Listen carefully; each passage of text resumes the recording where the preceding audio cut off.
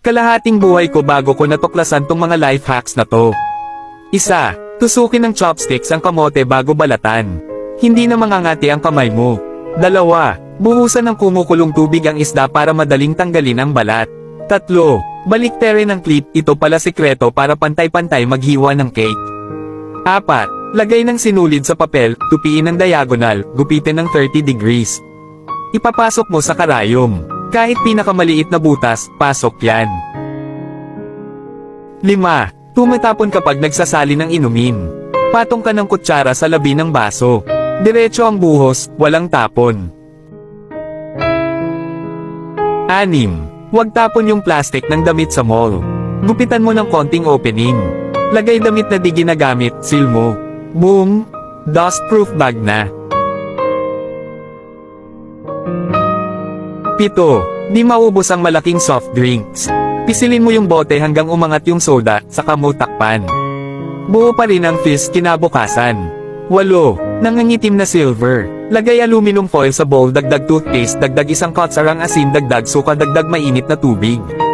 Babad at haluin. Kikinang ulit parang bago. 9. Huwag diretsong bakbakin ang tape sa papel kasi mapupunit. Hawakan both ends, stretch mo palabas.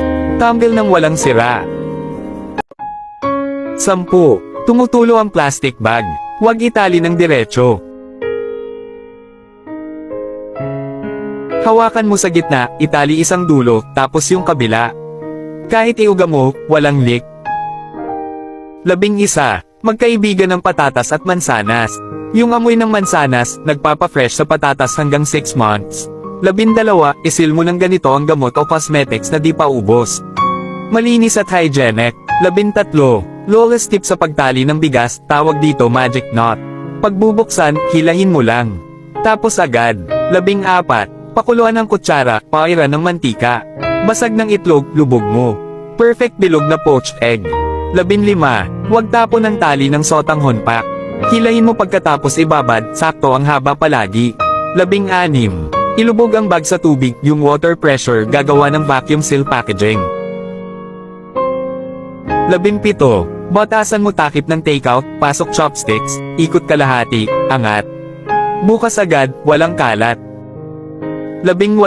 Bibili ng bigas, kuskusin mo sa tissue. Pag may mantika, may wax yan. Pag wala, natural yan. 19. Yung tab pala na hinihila lang. I-twist mo muna bago hilahin. Mas madali buksan. 20. Huwag tapon ng ugat ng enoki mushroom. Lagay tissue sa bowl, dagdag baking soda, dagdag tubig.